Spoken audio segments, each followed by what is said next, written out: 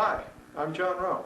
I'd like to thank you on behalf of the USF3J team for purchasing this video, and I hope the information will be very useful to you.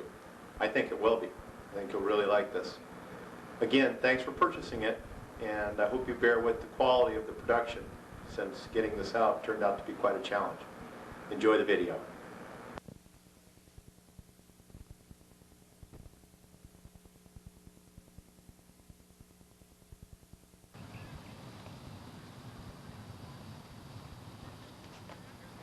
Solid thermal.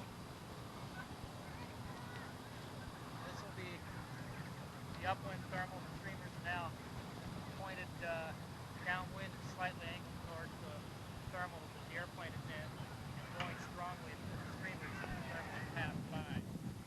That's a classic ground sign.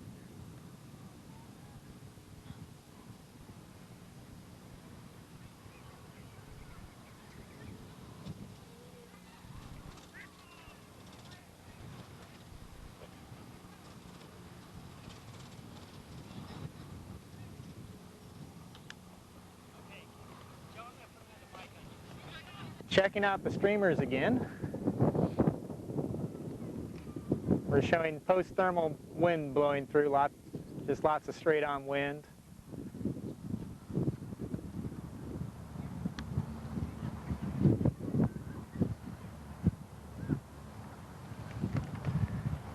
Streamers are beginning to pull right, the right streamer the most, so there should be a thermal just to the right of the right streamer. Right about there.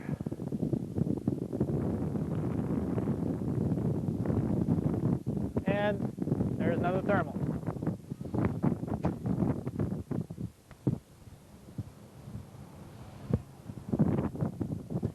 And Mark went upwind of the thermal.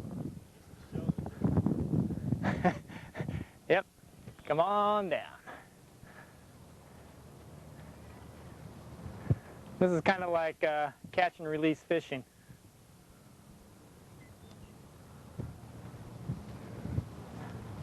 Whoa.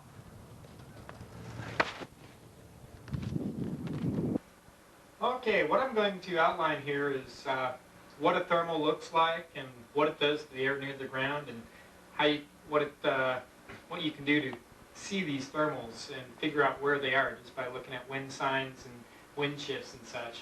First, need to talk a little bit about the mechanics of the thermal. Thermal in cross-section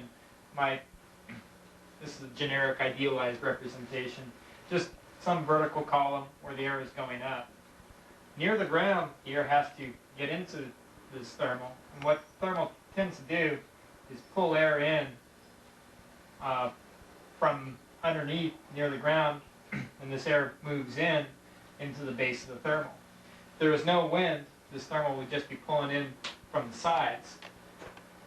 Now in plan view or top view, if we were looking down from the top, what we'd see is this thermal, big old circle, and near the ground you'd see the wind going into the bottom of the thermal. So you just see all these,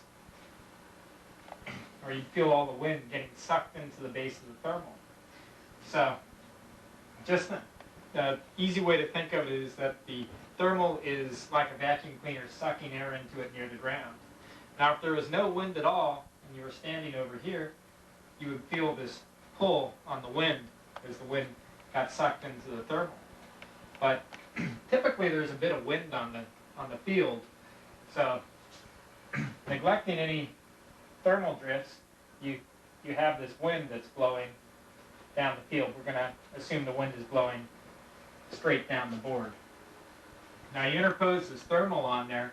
Let's say this thermal is in the middle, and it's kind of like doing vector addition. So you add these two together, and what you get is, if the thermal is in the middle here, on the top, which is upwind of the thermal, you get the wind draw, which is this little piece, and you got another piece of arrow, which is the thermal draw. It adds up. So you have, after the thermal is passed, as the thermal is moving by, you feel a very strong amount of wind, much stronger than the standard wind that you have. The thermal passed just to the side of you, what you get is this vector on the wind vector, and you'd have the thermal vector, and then you'd have, this is what you'd feel. The wind would be stronger than normal and swung over. Similarly on this side, you'd have this this vector over here. So this is the vector you feel. This is the original wind vector. And this is the legendary thermal vector, or what I call third vector, that you try and figure out where it points to the thermal. This third vector always points to the thermal. So what you do is you take you kind of get an average estimate on what the vector is of the wind, and when the wind that you feel, or look at streamers or trees or such, you feel this vector change, kind of do a little mental map to figure out where this third vector is, and that third vector will point at the thermal. And if it's, of course, when you're here, on this side, these two, if the wind vector and the thermal vector are the same, you won't feel any wind here because you have the wind vector and the thermal vector, they cancel out. Or if the thermal is still upwind but over to one side, you have the wind vector here, and then the thermal vector will look kind of like that. You'll get where the wind is swung over and is slowed down, and that means the thermal is still upwind of where you're standing. Now we can use this on the field to figure out where a thermal is just by the signs that you feel on your body, or you can look at flags upwind, streamers, or trees, etc., to see the wind changes. And ideally what you're looking for is you look upwind and you see one set of trees blowing one way with this resultant vector, and another set of trees blowing another way. In other words, they're pointing kind of towards each other. And in the middle will be your thermal. And we can use that to go find thermals. Now we have some shots we did on a field, and we'll show you what that is all about now. This is What we're seeing here is all of the streamers pulling to the right, and the farthest right one with the most pull. You can see it angling over more and more. The thermal is just about ready to pass the line of the streamers to the right of all the streamers. Now we'll go find out how it works.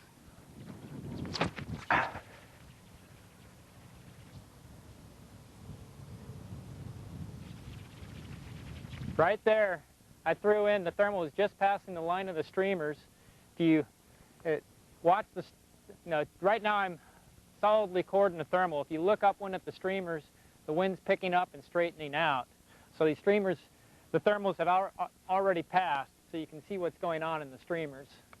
They've straightened out, and in fact, they're marking a thermal again upwind.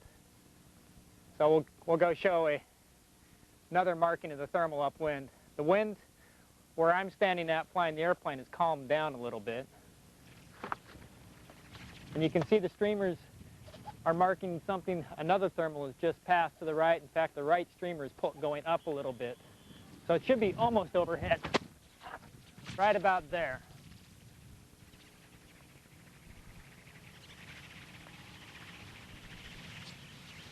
There's another solid thermal.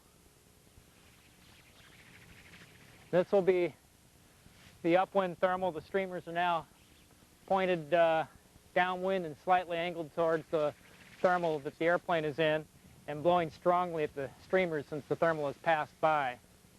That's a classic ground sign there. And back to the streamers, you'll notice the left streamer and the center streamer. The left streamer is pointed at the center streamer, and the center streamer is kind of going up. There's a thermal that's almost straight over my head. It's just downwind of the streamers.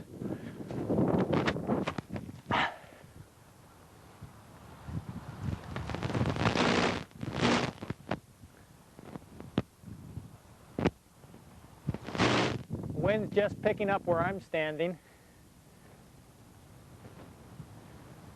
And you can see nice solid little hand-launched thermal there.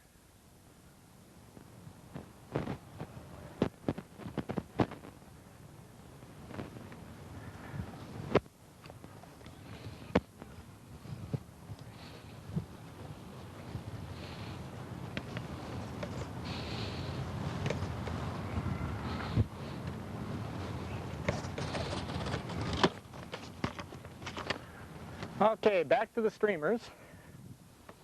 The streamers are marking all the air. The streamers are beginning to pull left and pick up wind again, which means there's probably a thermal towards the left side of the streamers, almost straight at the sun from where I'm standing at. They're continuing to swing left.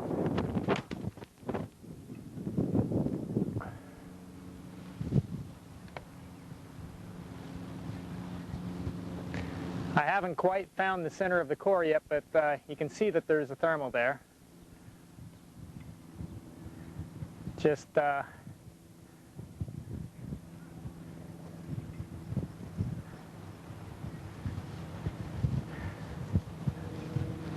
there's something to work there, and it's solid. Just haven't really found the best part of it.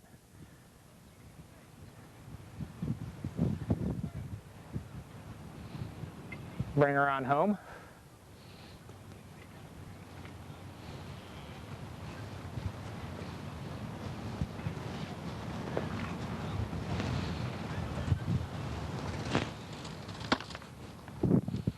Back to the streamers.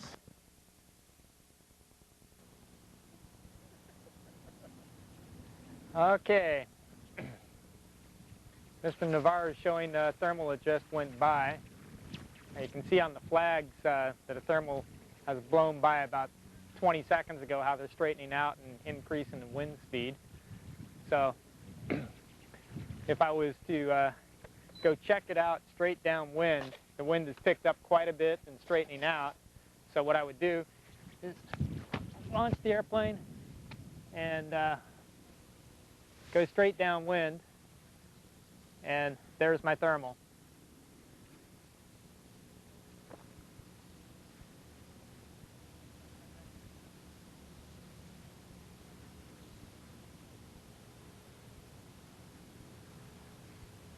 Okay, we've demonstrated that thermal location. Come on, bring the toy home.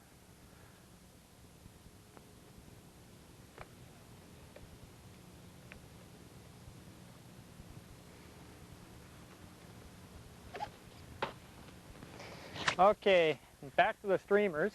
You'll notice the left streamer and the center streamer. The left streamer is pointed at the center streamer, and the center streamer is kind of going up. There's a thermal that's almost straight over my head. It's just downwind of the streamers.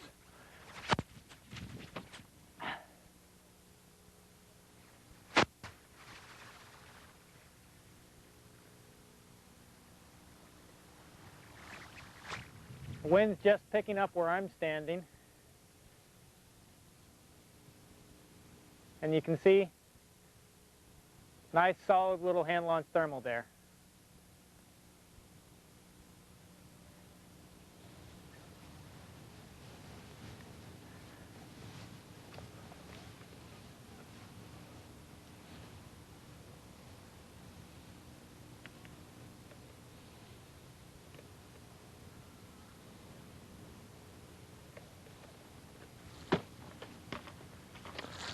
Okay, back to the streamers. The streamers are marking all the air. The streamers are beginning to pull left and pick up wind again, which means there's probably a thermal towards the left side of the streamers, almost straight at the sun from where I'm standing at. They're continuing to swing left.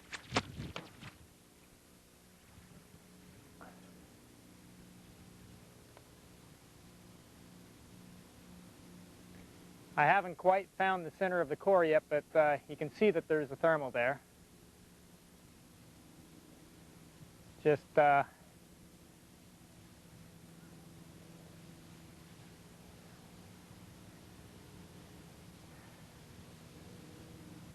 something to work there, and it's solid. Just haven't really found the best part of it.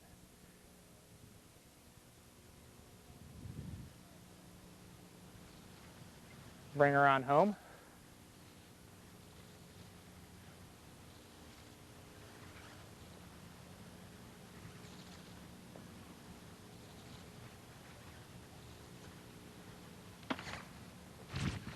Back to the streamers. Might have to wait a minute for the next good one to come through. Bit of sink just blowing through right now.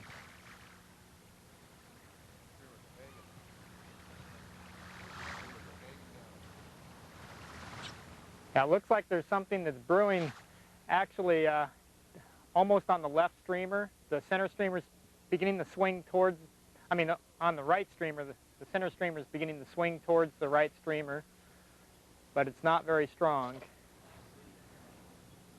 Okay, you can see a little more action on the center streamer. There should be something just between me and the center streamer. Right there.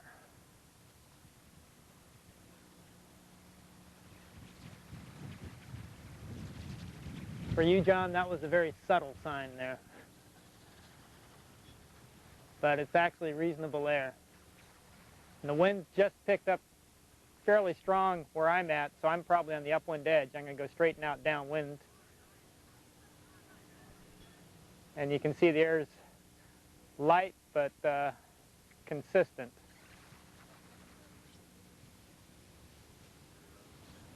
Okay, I was off to one side of that thermal just a wee bit. You can see it working out quite nicely there. Okay, enough of that one.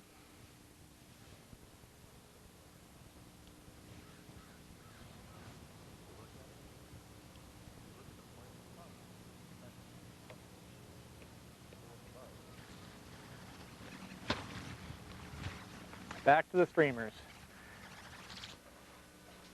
Okay, for most of the shots that we did today, we had 4 different flags on the field. The wind was blowing about like so. Shot you're going to see next, these 2 flags, the streamer slowed down and swung in. And what that did is, between these 2 streamers, the third vector that you can figure out between the 2, right here, pointed this direction. And between these 2 streamers, there was a thermal just waiting for us to go take. What you'll see is the airplane launching. You have to, by the time the airplane launches, this thermal's moving a little bit because it's going with the wind. But you'll see the airplane launch, circle right into the thermal. And you can watch the streamers swing over, watch the airplane launch into the thermal, and as the thermal moves away, you'll see these, like when the thermal is here, what you'll have is the wind drift plus an additional thermal pull, this arrow pointing straight towards. So after the airplane's been into the thermal for a little bit, the streamers start separating out and showing a lot more wind as the thermal is downwind. You'll see that very well in this shot. This is for the open. Back to the streamers. Streamers tell all. Now we have consistent sink blowing through the field right now, as evidenced by streamers blowing strongly and parallel, and lots of wind, not much angle change.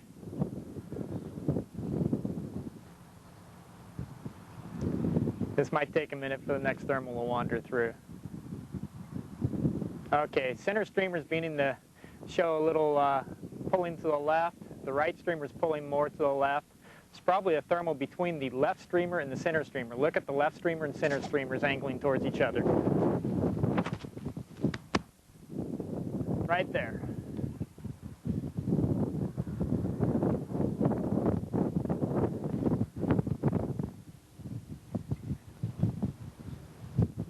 Strong wind is now blowing by me here, pulling towards the airplane a little bit, so I'm probably not in the best part again, but there is definitely air right there. And there's a little better pop.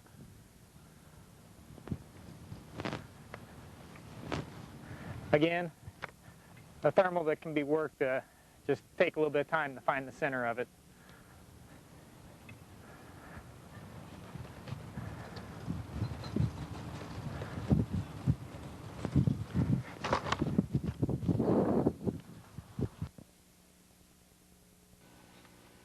Now in this one, we're flying the hand launch, and what we saw was the flags doing something like this, where this one moved over considerably, this one moved over a little bit less, this one moved over. And this one just was about the same length, but just a little bit of angle. These two are really what we're looking at. And what ended up happening is we got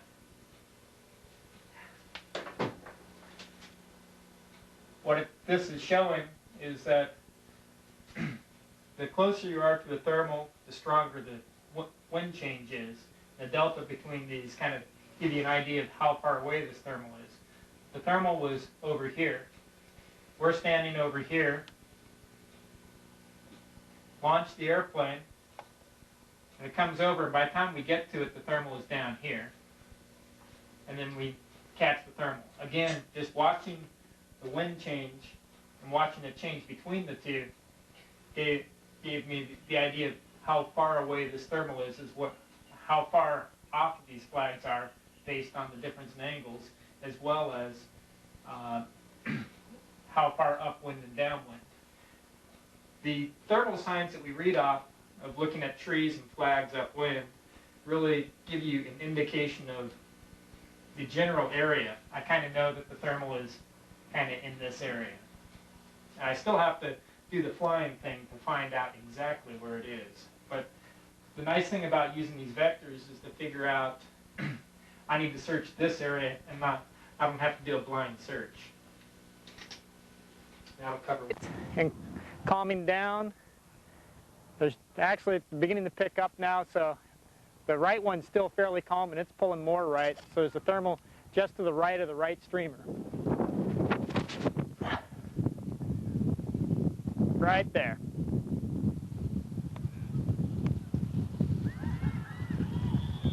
Very good thermal. The air's active now, John, and I'm about out of batteries.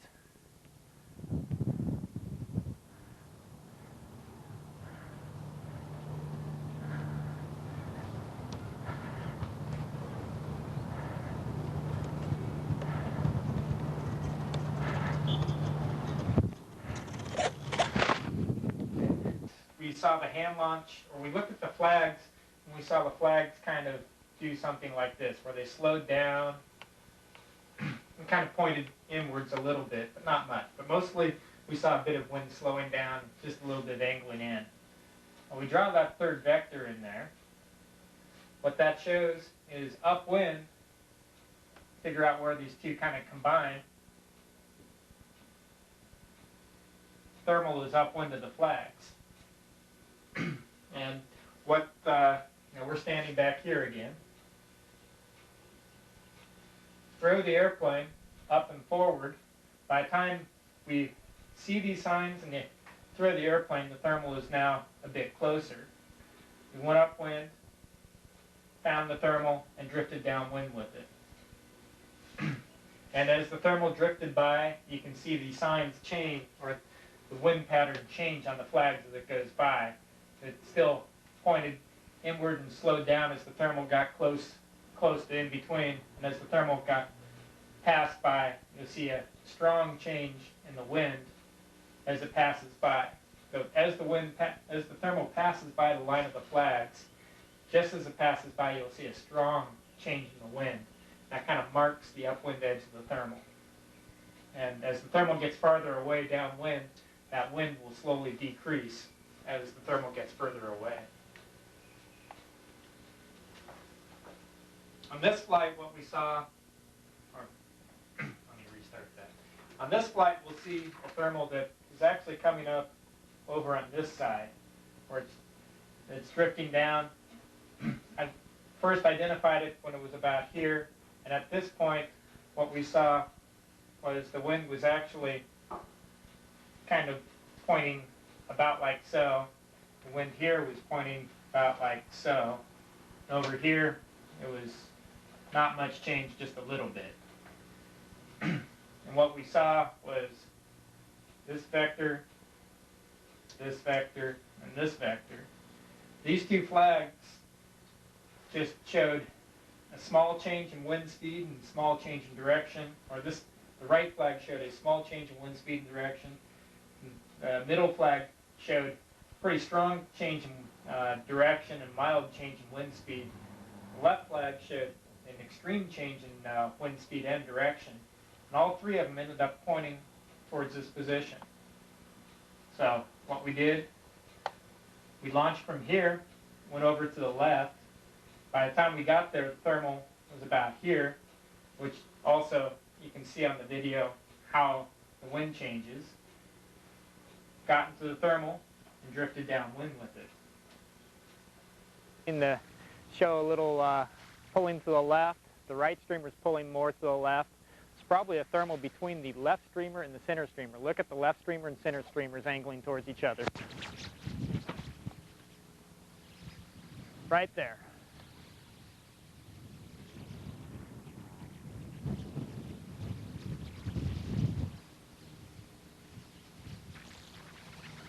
So strong wind is now blowing by me here, pulling towards the airplane a little bit, so I'm probably not in the best part again, but there is definitely air right there.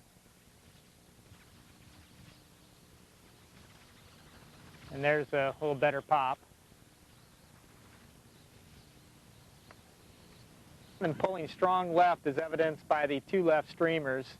You can see how it's swinging left, and it's almost dead calm where I'm standing right now. So right over there should be a thermal, and you can see it go right up. Still fairly calm where I'm standing, almost no wind. Thermal's beginning to pass by. I'm beginning to feel a little bit more breeze. And there goes the good breeze blowing by me right now. The streamer that's just downwind of me should start picking up. There it goes. And it's also telling me I'm not quite flying in the center of the thermal. I just looked at the streamer, so I need to move left a little bit. Okay, mechanics of a thermal side view. We'll go put up a little thermal here. Thermal's kind of like a column. Gets a little bit wider as it goes up in altitude, but the air in the thermal, of course, is going up. First, we'll think dead flat calm. What's happening? All this air that starts near the ground going up has to come from somewhere. So a thermal is kind of like a vacuum cleaner, sucking air into it from all sides around. That's kind of a side view. If we look at it, the thermal from the top view, what we'll see is there's the thermal, and then the wind will be coming in to the thermal from all sides near the ground. So on the ground, if you're standing over here, you'll feel the wind pulling one way, and that will be towards the thermal. So in dead calm conditions, every wind gust you feel is typically moving either towards the thermal or away from sync. In either case, you want to fly downwind of that wind gust. Now let's take a more typical day where we have a bit of wind going on. So we have just a uniform wind field blowing. Pretend all those are the same length. But without any thermals, the wind's going to be all the same on the field. Just uniform, constant. Now, add this thermal into it. It's going to be a little bit like vector addition. What we'll have is we'll put the thermal in here, just so you have an idea of where this thermal is. Upwind of the thermal, what we'll have is the wind vector and the thermal vector. Now they'll add up to the total vector that you would feel if you were just upwind of the thermal. In other words, the thermal had just passed. Now if you're on the side, you would have the wind vector, you'd have the thermal vector, and the vector that you'd feel is this vector. Similarly, on the bottom, what you'd have, wind vector, thermal vector, they basically cancel, or depending on the wind speed and how strong the thermal is, these might cancel out. So if the thermal is straight upwind of you and you're close to the thermal, you might feel the wind come to a dead stop. So, or to complete one side, we'll put the wind vector, put the thermal vector. On this side, what we'll have, the resultant vector looks like so. And upwind of the thermal. In other words, the thermal would pass you to one side. So if you're standing to one side of the thermal, what you'd feel first is the wind would slow down, swing over. It'd actually start when you were just to the side of the thermal, standing right here. You would feel the wind start swinging, picking up in strength and actually swinging back an angle. And after the thermal had passed, the wind would get even stronger and swing over some more. And then as you get farther and farther away, because this thermal, if you're farther away, these little vectors going towards it get smaller. So if you were far away, like let's say you were standing over here, you'd have the wind vector, you'd have this little bitty thermal vector. So the resultant vector that you'd feel showed just a little bit of change. So even with just a single flag, or just what you're feeling on your body, you can tell somewhat about where this thermal is and what direction and how far away it is. If you're standing farther away over here, you will feel the wind vector. The thermal vector is going to be very small, being far away. So there's not much of a change if you're standing a good distance away, and it'll take some time for these changes to happen. So when you're then what you end up feeling is just a gradual change in the wind direction. And of course, when you're very far away, all you feel is the wind vector. So, and you go from being upwind of the thermal, working up this way. So what you'll feel is the vector slowing. You'll feel the wind slow down a little bit and change angle a little bit as the thermal passes by you. We can use this on the field using trees, flags, even watching the grass upwind of you. You can use these various signs to figure out where this thermal is. And what you do is you get a good mental picture in your mind of what the standard wind vector is, and then you feel this change in the wind, that's this vector. You do a little mental map to figure out this third vector. This would be the third vector. And after a while, you can figure out this third vector mentally without really doing any vector algebra. It becomes almost intuition.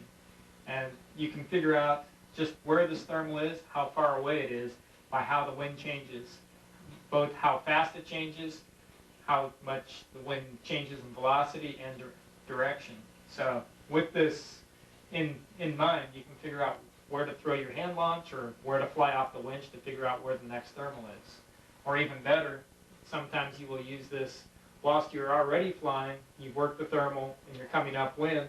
You know from the wind that has passed your body already, you felt the ground signs as it's changed. Know which side of the field to come upwind on.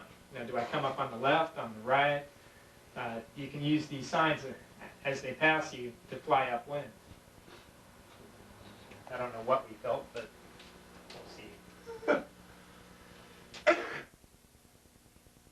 This was a flight where we saw this flag pointing this way. It slowed down a little bit, and this flag just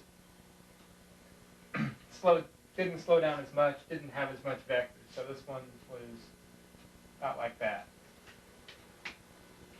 So looking at the two flags, figuring out the change in direction and wind speed, draw this little third vector in there. These guys kind of go up. From that, figure out where the thermal is. So with that in mind, take the hand launch the hand launch up. The thermal's still drifting with the wind, so moving along here. Came up, found the thermal. You can see off the flags as the thermal passed, like when it was straight on the side, we got the most change in direction and the wind was really didn't change much in terms of, or it started accelerating back to normal, and this third vector pointed towards the thermal.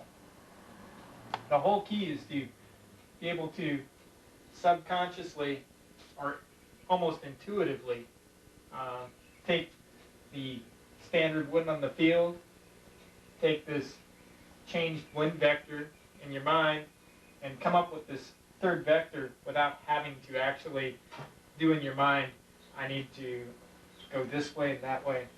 Now it has to be intuitive, but the idea with the third vector is to give you the scientific explanation of where the thermal is, and then you have some ammunition to build up your intuition much more quickly. The free flight guys take a lot of years to learn how to figure out where a thermal is, and even so, many of the people who fly free flight could never explain to you in a vector diagram as to how they find it. They just kind of say, I know it's over there somewhere. This will give you the tools to be able to develop that intuition much more quickly. Now let's watch the video and see how that happens. Oh, very nice. Right, so the thermal abreast of the streamer on the right. Let's go check it out. Go forward and right, and there it is.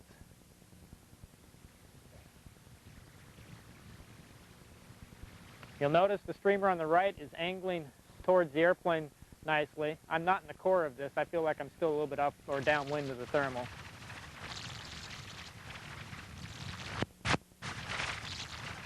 And there it is.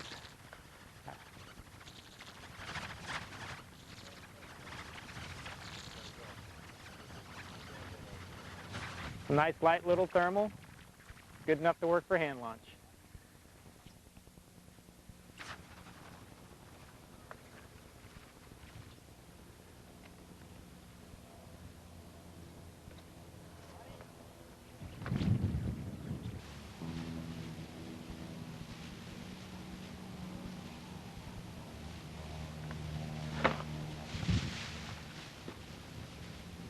Okay, checking out the streamers again. We're showing post-thermal wind blowing through, just lots of straight-on wind.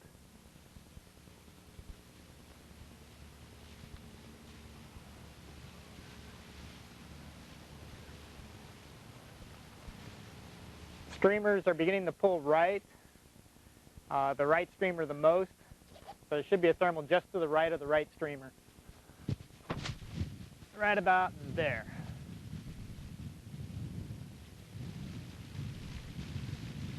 And there's another thermal.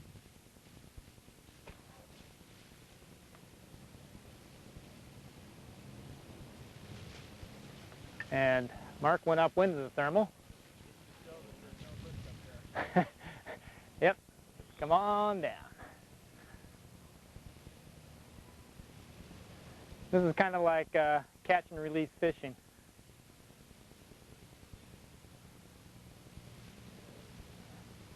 Whoa.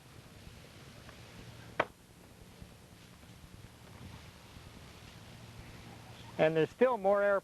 The right streamer is pulling strong to the right again, beginning to pick up wind. So there should be a thermal downwind almost beside me to the right.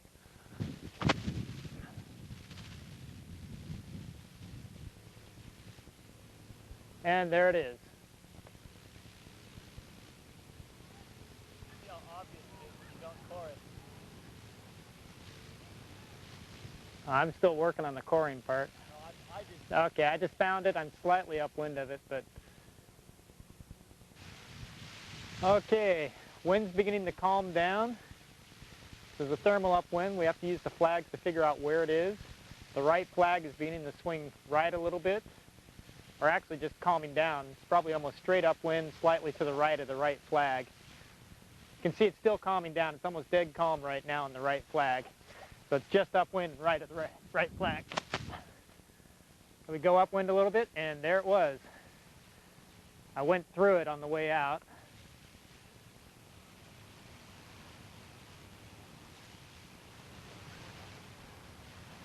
Ooh. I wouldn't think so. Look at the flag.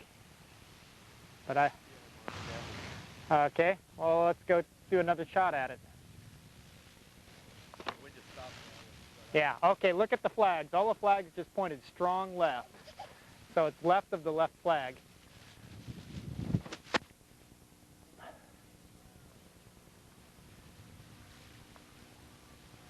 And there it goes.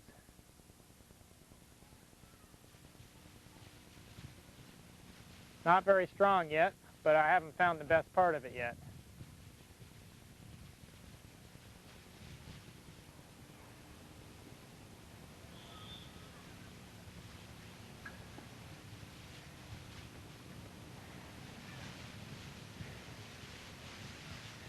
Okay, there's my thermal. It was on the left. It was a little bit farther downwind than I'd thought. I've got to come on home.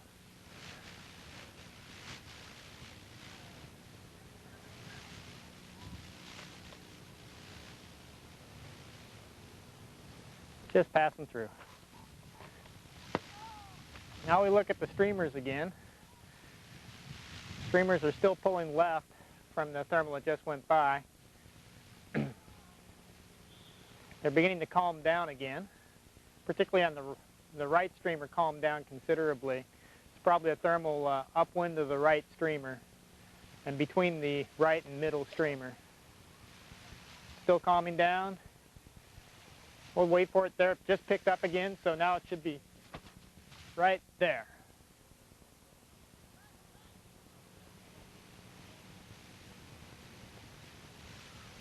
Okay. Wind just picked up where I'm standing, so I take the airplane downwind of me. There's a light little thermal to work right there.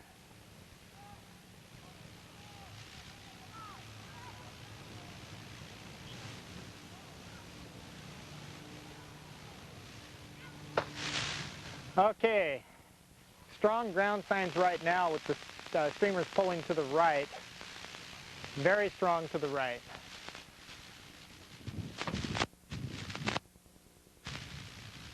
And very strong thermal to the right.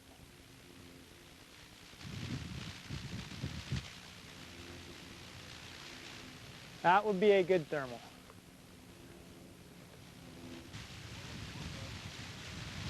No, that was more of a mild indication, little guy. Okay, all the streamers are calming down right now. We'll watch the streamers and see which one, where they start pointing to figure out where the thermal is. Okay, they're beginning to pull left and pulling left strongly. So it should be over on the left side near the farthest left streamer. And there it goes.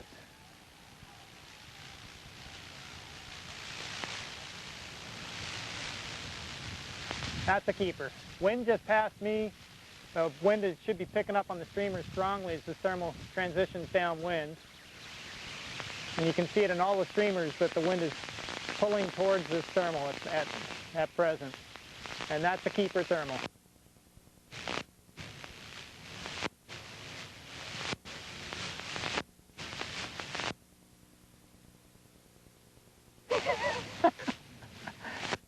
Never mind. I'm amazed I still have batteries on this. You can edit that part out. Okay, the streamers are now beginning to pull to the right and calming down. Actually, it's beginning to pick up now, so the right one's still fairly calm and it's pulling more right. So there's a thermal just to the right of the right streamer. Right there.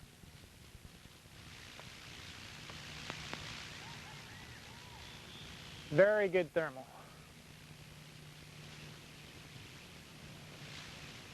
The air's active now, John, and I'm about out of batteries.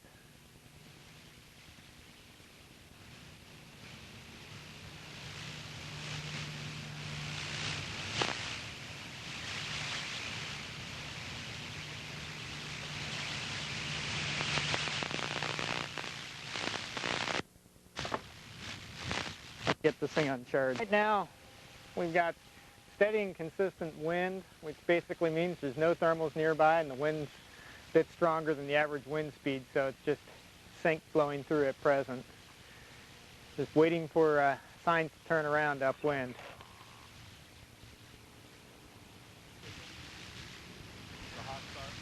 Well, I'm beginning to see the wind calming down. In fact, right here, my streamer's almost dead calm right now. And streamer in front of me is calming down and beginning to pull right. So we'll back up and go check it out. Okay, streamers are now beginning to actually calm down some more and swing of us. Should be able.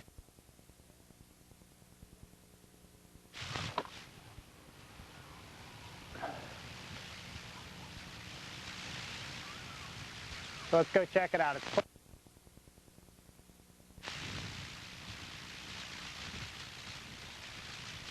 think I went around it. Yes, I did. Right there, it was almost straight upwind. Wind has made it drift back and got a little light thermal right there.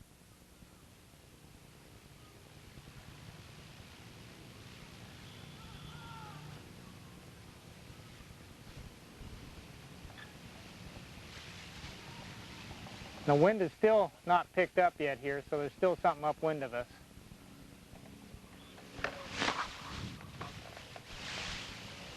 Okay, you can see the streamers are still fairly calm upwind. So there's something brewing upwind with the calm wind. Okay, the right streamer is beginning to pull strong right, middle streamer is pulling right, left streamer is not pulling very much right at all, but they're all still calm. There's still a thermal almost straight upwind of the streamers.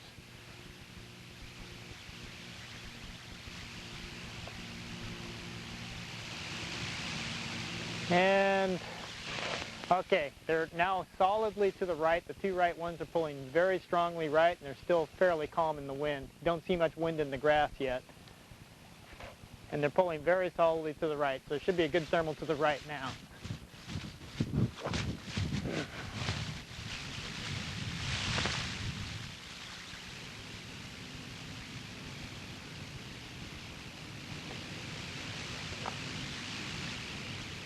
There, I had enough patience to wait for it this time, John.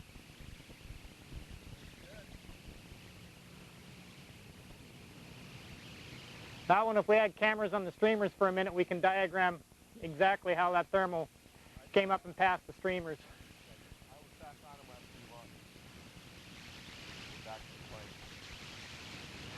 Okay, that thermal's a nice solid thermal, climbing out nicely. You can see that it's something that'll take it right on out. So we've got to bring her on home.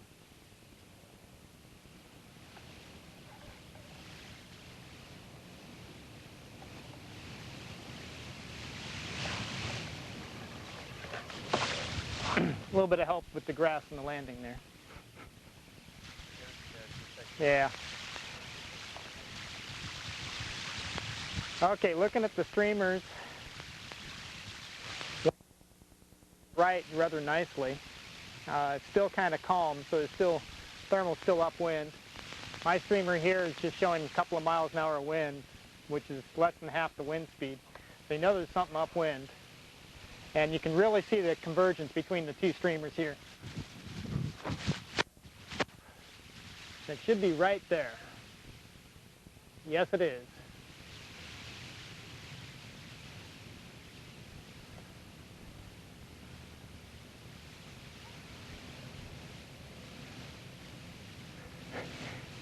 Don't you love confidence? Turn and bank before you even figure it out? Yeah. That's exactly what you're doing. Yep. Just use the ground signs to say exactly where the thermal was and put the airplane and assume the thermal's there. And you can see it was there. Let's focus on getting a thermal to actually appear.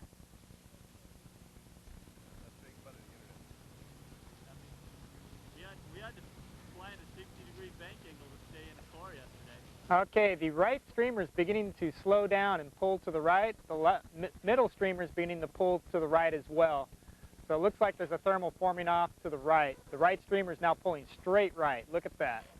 So there should be a thermal just to the right of the right streamer.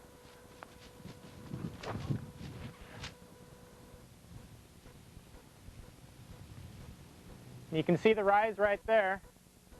I'm not very high to work it, but you can see there is a thermal right there.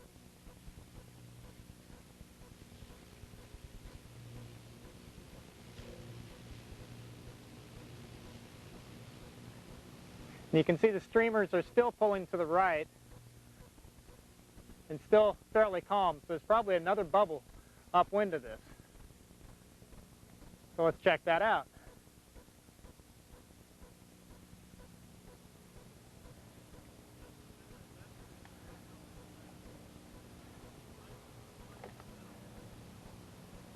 It should be, well,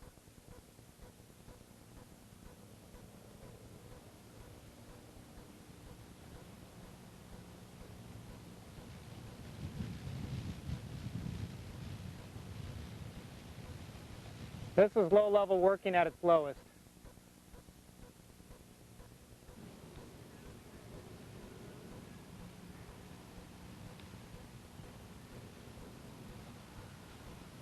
Okay, streamers are beginning to point towards each other a little bit.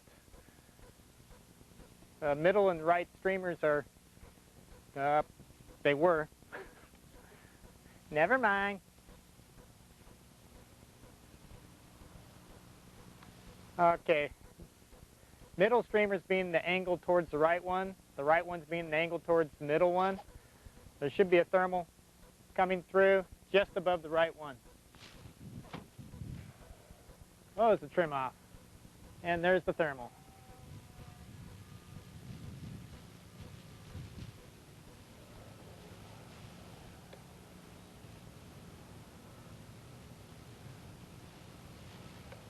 We have thermal. Whack. Oh, okay.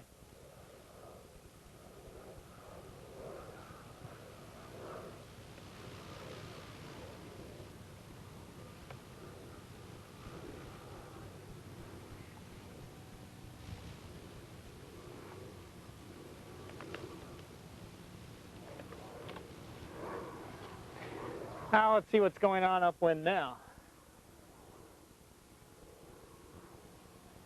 Wind is calming down again, so there's something brewing upwind. Just let the streamers point it out. Okay, something is just blowing through right now, and it should be almost straight above me with the wind, the amount of wind that's blowing through.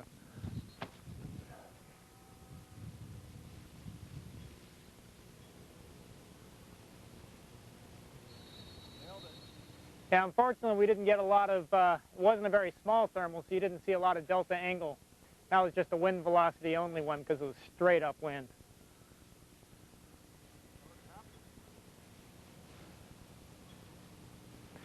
But as you can see, that's a good thermal as well.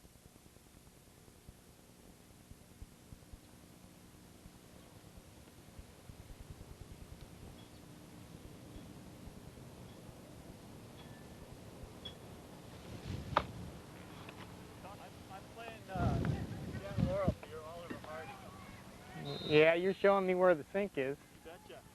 My job. Okay, the wind is beginning to slow down where I'm standing at. The flags are still showing some wind. Wind's just picking up to where I am. And okay, now it's strong wind here. That means thermal just passed through.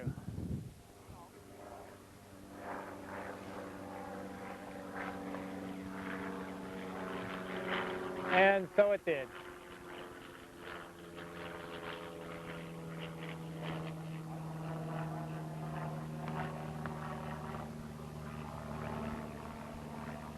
It's a little guy, Mark.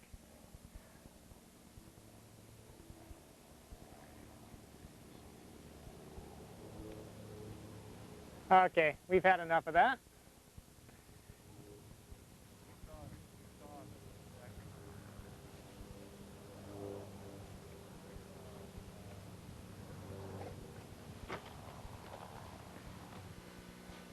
Okay, what I'm going to talk about now is some of the common mistakes that I see a lot of people do while fun flying or flying at contests and such.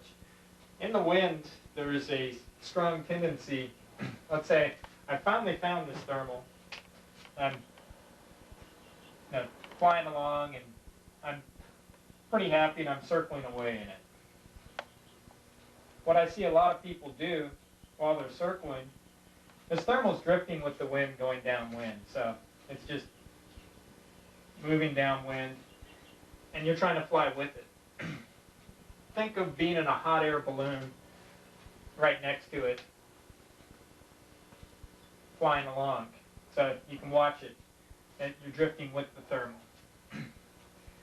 What you're going to see in the hot air balloon, if you're, let's say you were in the thermal, just above the sailplane, you look straight down. What you want to do to stay beneath it is to fly exactly along with it. That means that if the hot air balloon is right in the center of the thermal, you want to do constant bank angle circles all the way around. So you want to, if you're doing like 20-degree angle bank, let's say over here, what you really want to see is that the airplane bank 20 degrees all the way around the circle. So in order to stay with this thermal, constant bank angle all the way around. This will make it so that the airplane's drifting with the thermal and will stay exactly along with it. But the common mistake is people are subconsciously a little bit afraid of drifting downwind with the thermal. What they'll do is when they go downwind, they bank up a little bit more. So on this part, they're banked up an extra amount to kind of shorten up the circle, and they end up working their way a little bit forward, and they kind of flatten out on this side, so they end up coming forward on the circle. And the second circle, they'll tighten up a little bit. Meanwhile, this thermal's drifting downwind, but this picture, pretend you're just looking straight down on the thermal. And after a couple of circles, they're outside of the thermal completely, because they keep on turning tight on the downwind leg and shallow on the upwind leg. By the third circle, he might be this far downwind, but he's now upwind of the thermal. In fact, one of my favorite things when I'm flying a contest and I see somebody working a thermal, 2/3 of the people flying contests do this. You see it day in, day out, all the contests. When I see somebody circling in a thermal, let's say he's off in the distance, I go downwind of him. So if I see somebody circling here, I'm up here and I want to go work his air, I'll come in downwind of him, and I'd say at least 2/3 of the time I find better air than what he's in. This is a truism. Until people learn how to fly and drift with the thermal, they'll be working their way upwind out of the thermal. See this day in, day out. Once you find a thermal and find where the center of it is, the best thing to do is to keep a constant bank angle so you are not drifting with respect to the thermal. You want to drift at the same speed as the thermal, which is typically quite close to the wind speed.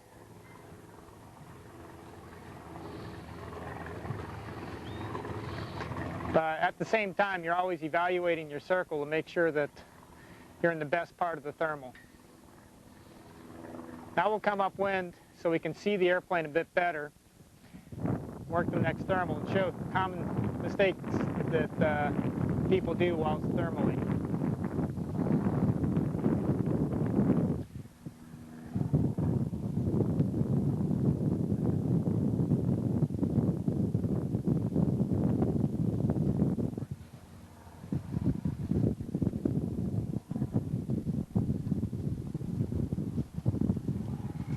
I'll get the airplane a little bit upwind for the next thermal. Got to do some low-level thermal work so we can show the mistakes most graphically. Now there's my thermal right there. That's the one that I'll use, so I'll start circling in that. One of the common mistakes that people make is to straighten out when they're going upwind. So they always straighten out a little bit on the upwind leg and then turn tighter on the downwind part. What that does is they end up being upwind of the thermal. So you do this a few times, and each time you do it, you get further and further upwind of the thermal. Even though you're going downwind, you're not going downwind as fast as the thermal is. So about 3 or 4 of those circles, I'm not going up anymore. I'm just circling in the sink upwind of the thermal. Like right now, I'm now upwind of the thermal. So if I turn the airplane around, in fact, the wind just picked up where I'm standing, go straight downwind, you'll notice that the airplane is in the thermal again, right there.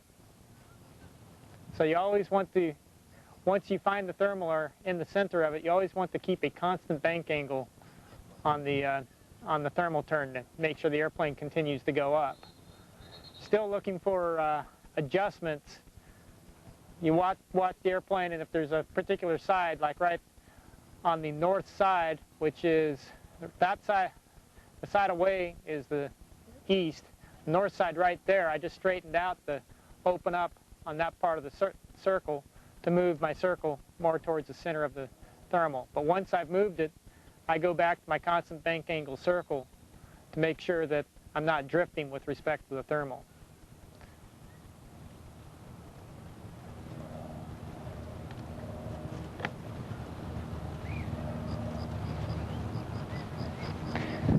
Now from ground signs, let's say I've left that thermal, it died, even though it didn't. Let's say it died.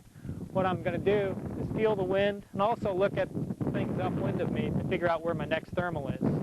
The wind's beginning to, the right flag's pulling strong to the right, so I'm going to come upfield on the right side. There should be a thermal abreast of the right flag on the right side. So I bring the airplane over there, and there I'm going through some light air right now.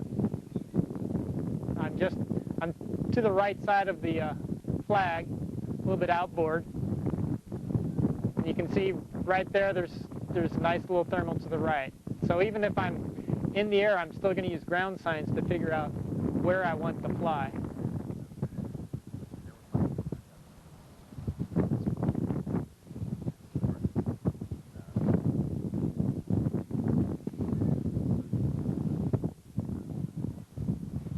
In fact, the flags are beginning to calm down and pull even stronger right, so there's probably a better core upwind of where I'm circling right now. And there's good air that I'm going through all the way over, and there's the core that the airplane just flew through. The flags are still pulling right, so you know there's still active air on the right side of the field. You can see the core highlighted against the clouds in the background, with the airplane climbing away as it drifts away from us.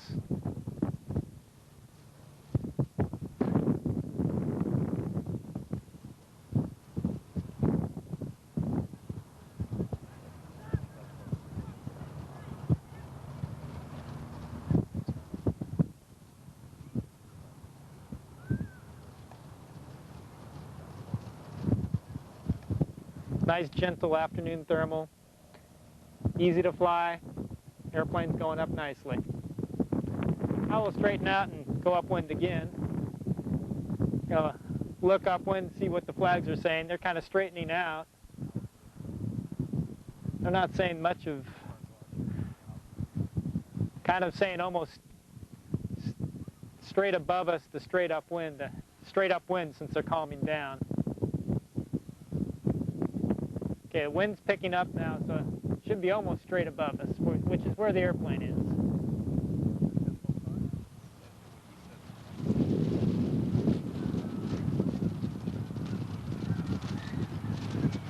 Still looking at the flags.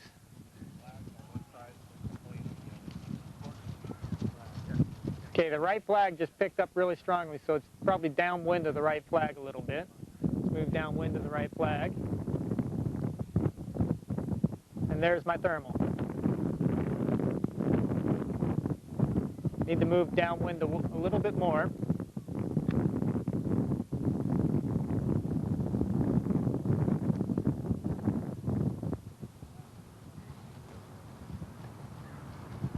one of the things is that these ground signs tell you generalities of where it is. You still have to go fly the air to figure out exactly where it is. So the ground signs tell you an area to search, and you still have to go work it out. You can see that that's actually a very good thermal that the airplane's climbing in.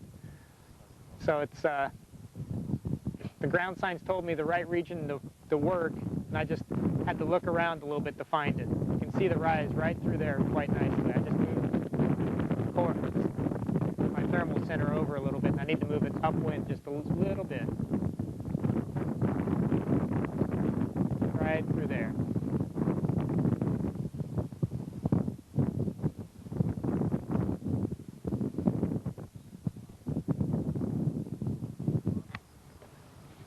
Okay, we've worked that thermal a little bit. We'll come back upwind.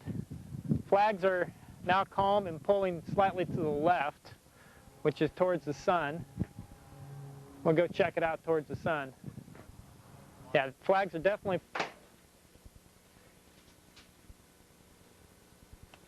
Okay. Another common thing that people can improve on a lot is how to recenter on a thermal. I'm showing a thermal here as an idealized column. Frequently they're kind of this misshapen blob. But there's usually some strong spot somewhere in this misshapen blob. The perimeters of the rising air might be kind of weird shape, but the center of it, where the strong air, there actually might be a little wing on it somewhere, but usually there's one spot of strong air that near the center of the column. So in here somewhere we have this little section that the air is rising fastest. That's what you want to stay in. Frequently when you fly into a thermal, you might not hit the center of it first. You just fly into the edge. Now you've got to do the coin flip thing. And you can do a little bit of reading the airplane to figure out which way to turn. Due to the same thing, where we're flying the RC models, thermals are still sucking air in, i.e. on the ground, got over here. The top of the thermal might actually be way up here. That would be the inversion layer. Typically close to around cloud base in the Midwest or in Southern California. That's the top of the smog layer. You can go see that when you drive up in the San Gabriels. But a thermal will start near the ground, and they don't tend to go straight up. They'll snake around a little bit. Go watch a dust devil out in the desert, and you'll see that it doesn't rise straight. It kind of snakes around. But in the bottom third of it, typically, there's air coming into it, which actually will make the thermal get wider and wider as it gets higher up.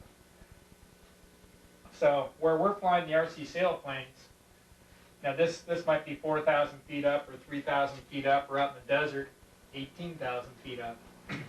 But typically we're flying at 1,000 feet and below. And off the winch, when you're looking for a thermal, you might be 500 feet or below. So we're playing down in this region on this part, so we're playing where the air is coming in. So even at winch launch height, there's a bit of pull towards a thermal. The airplane will be flying along, and long distance away, it's just flying along. Let's say you're headed straight out to some compass point, or straight upwind, for example. When the airplane gets close to the thermal, in order for it to fly that same ground track, the airplane's going to be yawed a little bit, exaggerated here for clarity. You'll see the airplane's going out, you'll see the tail kick over. And reading, this is using the same ground signs applied up into the wind. What you know is that you want to turn downwind to the relative wind. There's been some amount of wind that is blowing the airplane, which causes this crabbing. So what you end up wanting to do is turn downwind. So you make your first turn downwind on the relative wind that you found here. So turn downwind. Let's pretend that you didn't quite turn early enough. So you do the circle here. What you're going to see, the airplane coming in, start rising a little bit, starts rising a whole bunch as it gets to the core, and it's going to actually turn around, come back, level out. What you should do is as you leave the stronger air, you see the sink rate decreasing, start turning tighter. And then finish the tight turn at about 180 degrees from the decreasing direction and fly straight. You'll see the airplane start increasing climb rate again. It's going to come back, start increasing the climb rate. You have two options. If you're very low to the ground, you want to work it. So what you're going to do is just fly a couple of seconds into the maximum climb rate, turn tight. You're going to see the airplane doing something like this in side view. And if it comes out still, what you want to do is, as you leave the strong lift, comes out here, levels out, turn tighter again, and then straighten out again. So the idea is to turn tighter in the less strong areas to pull the circle diameter towards the strong area, strong lift. The idea is eventually you're going to get the airplane so it's consistent climb all the way up in the strong core. And the objective is to notice when it stops climbing well and try and turn it around as soon as possible, as soon as it starts to stops climbing. Or if you're pretty close to the center of the thermal, let's say this is the strong part, you're doing circles like so. You can see it's not climbing so strong on one side, but doing great on the other side. The idea is you're flying along, you've done one or two circles like this, and you can see it's a little bit weak over here. What you do is you fly along until it gets to the point farthest from the sink side and turn tighter at that point. Just do a tighter radius circle from the point opposite of the sink. And then you can just slowly open the circle up a little bit. But the idea is to try and turn opposite the sink part if you're in a constant rate circle where it's not all based in the strong lift. Okay, now we're going to talk a little bit about what to do for a good surge pattern. Let's just assume that you don't have any ground signs that point to a thermal. That's very rare. Typically what I'll do is I'll use anything for ground signs, and okay, it's blowing a little bit more to one side, so I'll fly to that one side. Always fly downwind to the relative wind shift. But let's just pretend that there's a tree line upwind, there's nothing shown on the tree line. Because of the tree line, you can't feel any wind. What kind of surge patterns should you do? In that case, what I would recommend is flying, if we're standing at this point, and the wind is coming from across the board, what would be a good surge pattern? What I would typically do is launch and then angle out upwind to one side. I would normally pick a direction. This thing's not working that way, Ken. I would pick a direction based on the relative wind that I felt upwind, but we're assuming that there's nothing that we can feel. What I'll do is I'll fly upwind at an angle and then fly across, still flying relative upwind. The airplane will be flying at some attitude like so. So it's kind of crabbing with the wind. And then crab with the wind the other way. If I still don't find anything, I'm going to have to come back and land. But the idea is to always fly through new air. One of the worst things that a lot of people do is they'll go straight upwind and pick a direction fly across where the airplane is doing some kind of angle, so it's flying across, straight across. When they've reached their limits of visibility, they'll turn around and fly back and do their, maybe even do a couple of extra Z's downwind and come back for a landing. The bad news is this little piece of air that they flew through here is drifting along. It's going to be somewhere close to where they were when they fly back again.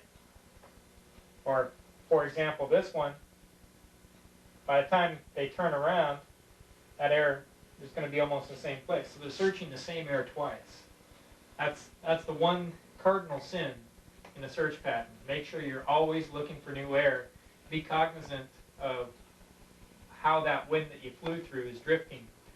Because sometimes you might, if you scale down the field, you start here, fly straight upwind, fly a box pattern around the field,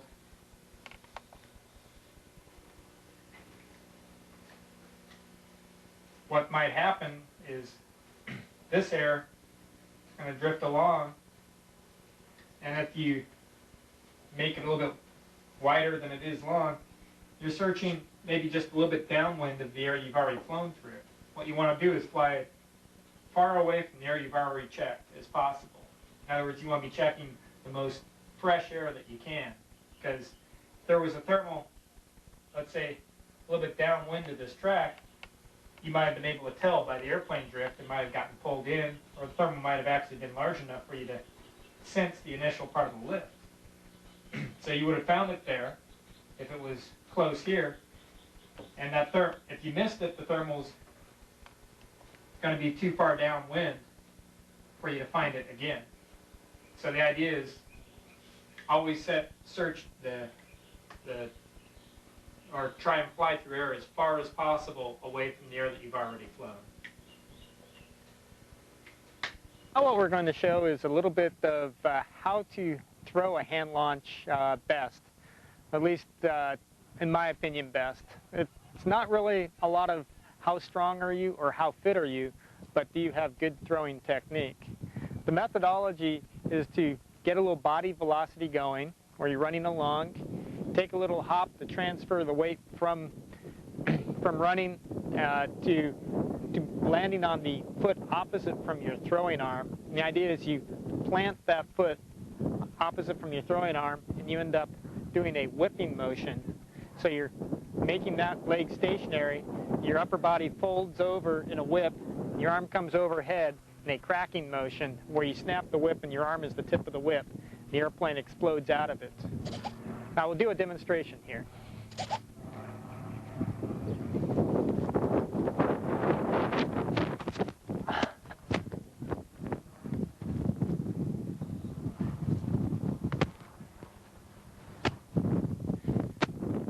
Okay, we'll do one more to show that a little bit better detail.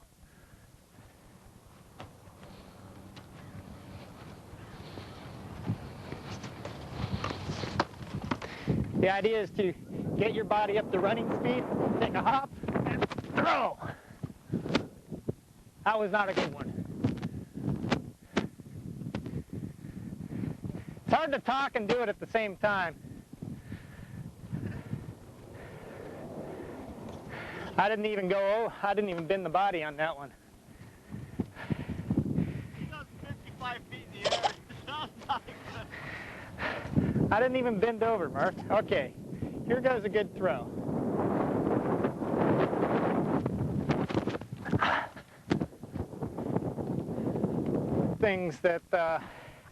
Next thing that's very important on a throw is to get the airplane to transition to vertical as fast as possible.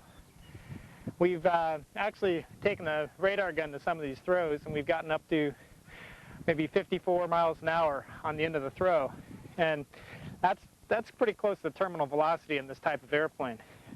So with that much drag, the idea is to get the airplane to go vertical as fast as possible so that you can translate that airspeed into altitude as quickly as possible. I'll do two throws. One is the traditional transition to vertical, and I'll do another one that's more of a flat throw, what you see at most hand launch fields, to show the difference. Okay, this will be the vertical throw.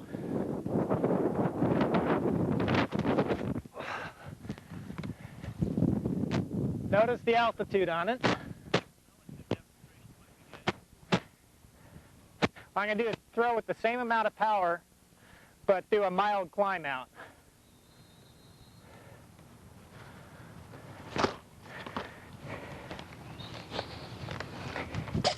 Okay, this will be more of a mild climb out.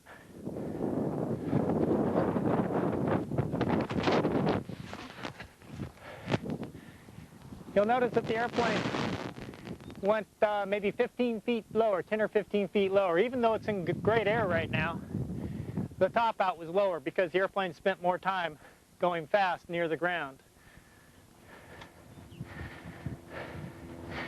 The way to do that, if you fly mode 2 and you're a right-handed thrower, you'll want to put a switch on your transmitter that has an up preset in it. Right-handed throwers will have a switch, either a toggle switch or a flip switch on the transmitter, so that you can put an up preset when you're throwing, since you're throwing with the hand that controls the elevator. If you fly mode 1 and you're right-handed, you're in luck because the elevator is on your left-hand stick. But if you're mode 2 and you're right-handed, you have to use a preset switch. This might be a good... Well, that's it. And again, thank you for purchasing this video and supporting the year 2000 United States F3J team. And I hope you learned a lot and had a good time. And thanks again to Joe Wurts and the others who helped make this video possible. And hopefully we'll bring home the gold here in year 2000 Greece. Thank you.